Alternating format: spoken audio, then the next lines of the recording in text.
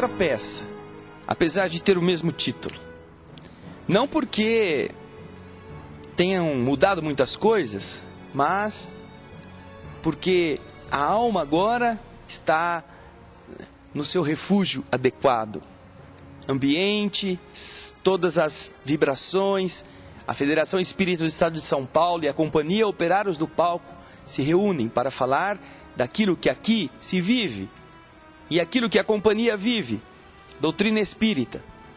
Agora que passou o espetáculo, que os aplausos atestaram a qualidade profissional deste evento cultural da cidade de São Paulo, temos aqui o ator, diretor, escritor, arranjador, pianista, faz de tudo, Marco Nicolato. Marco, como é bom depois que tudo passa, depois de algumas semanas treinando, alguns dias sem dormir, madrugadas afora, sentir a repercussão do público, o sucesso de todos os atores da companhia, a empatia criada com a mensagem de Kardec. Não é verdade, Marco? É verdade, André. É uma alegria, sim, muito grande. E confesso a você que nos surpreendeu, não é? Pela forma como as pessoas foram afetadas, né? Pelo carinho, pela emoção vivida. Eu acho que você colocou muito bem quando fala do local, do refúgio adequado, não é? Porque a gente também sente uma grande diferença, né, na qualidade do espetáculo. Mas confesso a você que nos surpreendeu bastante, positivamente.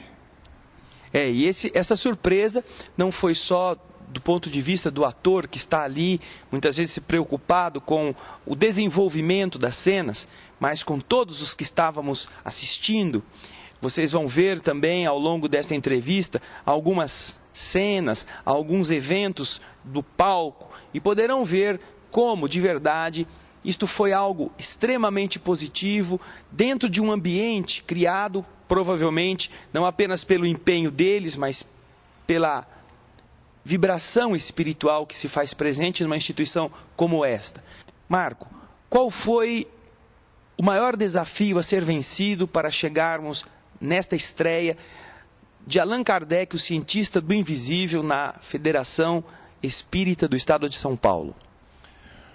André, eu acho que o maior desafio sempre somos nós mesmos, na medida em que a gente se dispõe a burilar-se nos vários aspectos, no artístico e no espiritual, porque quando você se propõe a falar nesse tipo de texto, esse tipo de discussão do pensamento, não é? Você tem que entender do que você está falando, você tem que ter uma propriedade. Então, para isso, há que haver estudo, há que haver entrega, não é? Como você havia dito, quer dizer, noites são passadas trabalhando, e isso não só por uma pessoa, né, mas por uma equipe de 10 pessoas, né? Então todos, cada um enfrentando a si mesmo, trabalhando suas dificuldades, né, tendo a coragem de enxergar suas limitações, seus erros, para então poder enfrentá-los, né? E esse processo, ele é como um parto, vamos dizer, ele tem a sua dor, não é? Que é também o seu prazer, né? Uma estese diferente, né, da que cotidianamente a gente costuma chamar de prazer ou de alegria na vida, né? É aquilo de você poder realmente gerar algo verdadeiro, e para isso, né, há que haver algo de verdadeiro no sentido de alguma transformação, no sentido de alguma entrega, né, no sentido da modificação de cada um, do momento em que inicia-se o trabalho para o momento em que ele estreia. Assistir essa peça não é apenas um exercício de prazer, em que nós passamos algum tempo ligados a coisas bonitas da alma. Sobretudo é aprender, porque, como o Marco vai explicar, os diálogos, os textos, eles são fruto dessa pesquisa, nessas obras, nessa história da doutrina espírita. E o Marco, com todo cuidado e com todo rigor, extrai destas obras estes ensinos e com eles compõe as cenas, compõe o diálogo. Então vir aqui é estudar a doutrina espírita, não é, Marco? O texto ele é todo fundamentado, né, nas obras básicas de Allan Kardec, na Revista Espírita, onde Kardec fazia, vamos dizer, uma divulgação, uma publicação de uma série de estudos dos mais variados, né, de várias partes do mundo, de pessoas interessadas nessa temática na época, de livros da psicografia de Francisco Cândido Xavier, através do espírito Humberto de Campos e outros.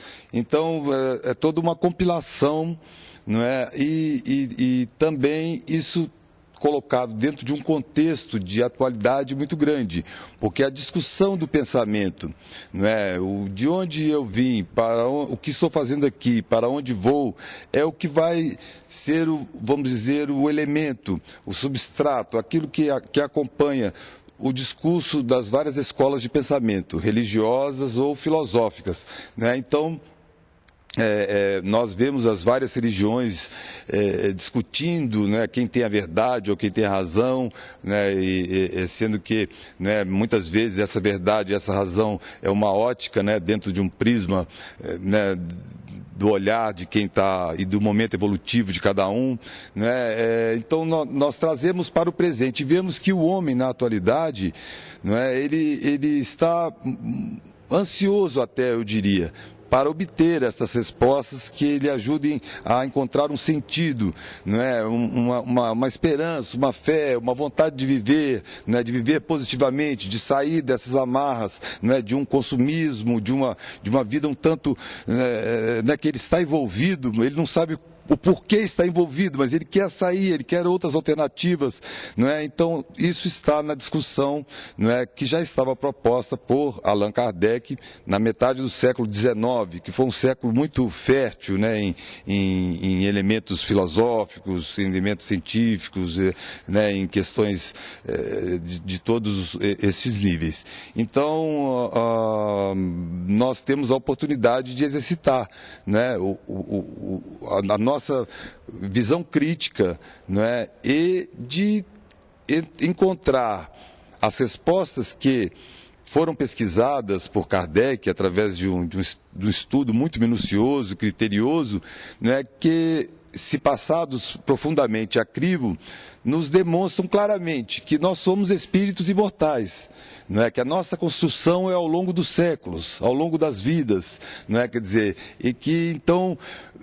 vale a pena mais do que nunca nós oportunizarmos ou aproveitarmos cada momento para colhermos a cada momento também, que o que nos ocorre hoje é fruto do que plantamos ontem e que nós somos os responsáveis pelo nosso destino. Quem vem aqui, o que escutou, se for procurar na doutrina espírita, encontra escrito?